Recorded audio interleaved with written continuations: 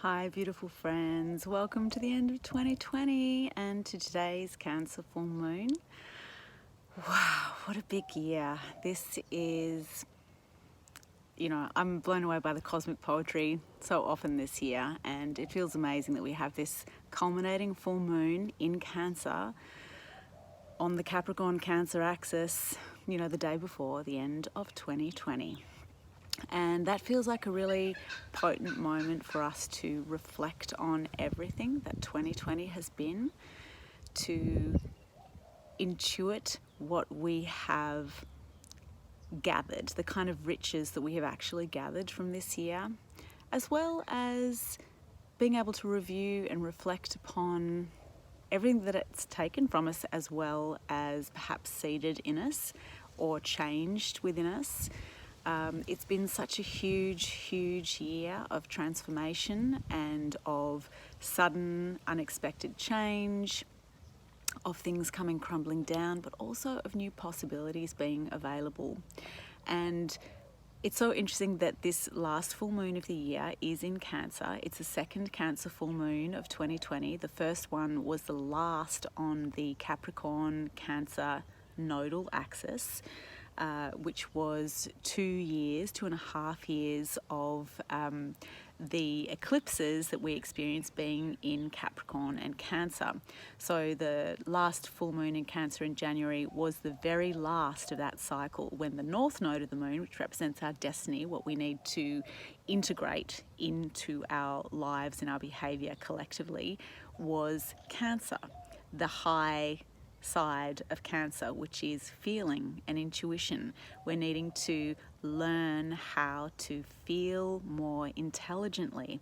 And I think that that's something that was really revealed to us in 2020, with all of us being in lockdown, being forced to consider what is most important, what we most want to create for our lives and from our lives, what we want to see in the world. So much of that was aided by this kind of feeling function. Everybody was experiencing it, and we were all feeling things very intensely, and for some of us having more time to focus on feeling that we possibly have ever had, because feeling is a very difficult kind of intelligence. It feels really difficult sometimes, and a lot of us will fill up our time with all kinds of activities to prevent having to feel things. And the result of that is, a lower level of emotional intelligence. And this is a time to develop emotional intelligence, and we've been doing that. So this Cancer full moon is a really beautiful moment right before the end of the year, when we typically want to create intentions for our new year. And this is a moment when we can really feel into everything we've experienced.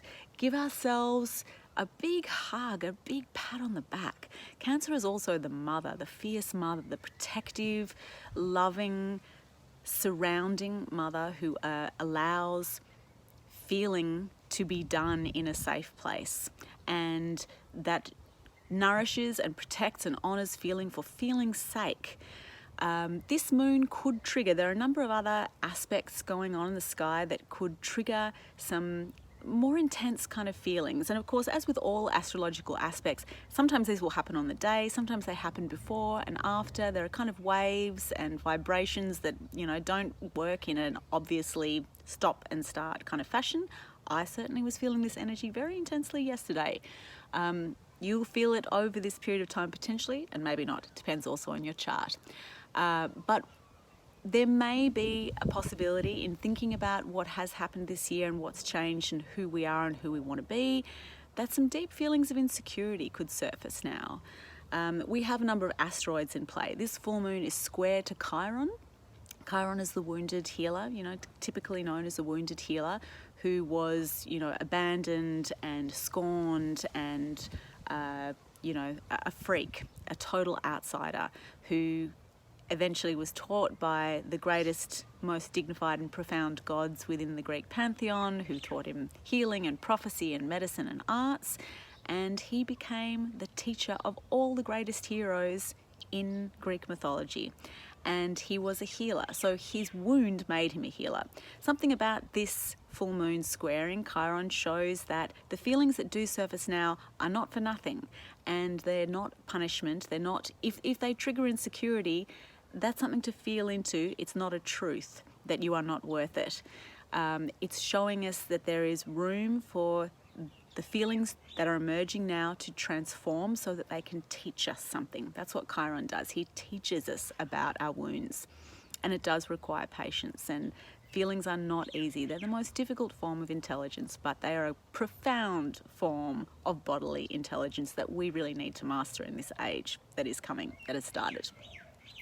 The other energy that could be triggered in this time relates to Eris, the goddess of discord, who's squaring Pluto, the planet of destruction and riches. So there could be, this still feeling like, I'm really not sure about what all this means, what I want to do, what I'm going to do on New Year's Eve, whatever, that triggers a feeling of kind of maybe of feeling excluded in some way. Eris is excluded. She's the outsider as well. We have Black Moon Lilith, who's also squaring Pallas Athena. Pallas Athena is leading the way into Aquarius, ahead of Jupiter and Aquarius, and she is the military strategist, but she's also the goddess of domestic arts. She is the fair-minded justice deity. And where Mars was the god of war, all the gory bloodshed, the emotional, let's just charge in there and just, vent our fury, Athena was very, very strategic, and she was fair almost always. She had her moments, but mainly she was a really high goddess. So she's leading the way into Aquarius, beckoning us to think about how we strategically want to make a better world for ourselves and for everybody else. As she is squaring, sorry, I've got so many goddesses on my board that I'm getting confused. Pallas is squaring Lilith. That's really interesting. So Pallas is all about fairness and justice and making a fair strategy that assists as many as possible. She's squaring Lilith, who in mythology was the first wife of Adam and was exiled from Eden, from paradise, fled voluntarily and was exiled as a result because she refused to be sexually subservient to Adam. She wanted equality. She didn't want to be underneath him. And she was demonized in mythology, religious mythology from that time because she refused to obey a man. So there's this emerging kind of gravity around that idea. She not only represents that subordination of women in society, but everyone who's been demonized for wanting equality, and this kind of society that's grown up around an idea that that's justified and normal. That's really changing now. But there's a tension between those two aspects. Pallas Athena wants justice. Lilith, might still want a bit of revenge. And she could bring up a lot of shame around being demonized. A lot of us have believed, we've all believed, the truth of that fallacy. So this Cancer full moon could bring up some of those feelings, and it's really important to mother ourselves if that stuff is being triggered in an intense way. Just know, don't make this mean anything necessarily. Cancer wants us to feel into and to intuit, not to intellectually come up with good answers and reasons for what we're feeling. That can come later. That 2020 vision, we're at the end of 2020, when the potential for 2020 vision is just potentially starting to emerge, but we don't have it yet. We are still in it, and it's still unfolding. We're going to get a better sense of what this has all been, a much bigger picture eventually. But for the moment, just feeling into it and honouring the feeling and remembering that there is intelligence in feeling, and that if we listen to it, that intelligence will grow. If we ignore it and try to block it out, we just don't give it the room to mature. So there's also a square happening with this full moon between Venus and Neptune at 18 degrees. Venus is in Sagittarius, the truth seeker, also the party animal. Sagittarius loves to party, it loves largesse in life. Venus also loves a beautiful, wonderful life. But squaring Neptune in Pisces, this kind of suggests, of course, squares are tense aspects. They're of the nature of Mars, so there can be a feeling of a little bit of kind of conflict within ourselves or within the circumstances of our lives that feels so discomforting that we have to take action in some way. In a relationship, there may be an urge to express love in a higher form, because Neptune in its highest form represents the highest ideals of interpersonal love, which are compassion and forgiveness. Venus represents the kind of the earthly manifestation of interpersonal love and friendship, beauty, art. So there's also a possibility of being able to use any feelings that emerge in this time creatively. Both Venus and Neptune are associated with creativity, with visionary imagination, with art and beauty and music. So it could be a great time to do some kind of creative form of visioning for 2021.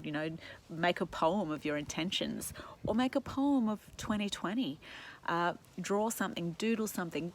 Anything creative is well starred in this moon, and tonight's a really beautiful time to kind of play with that energy.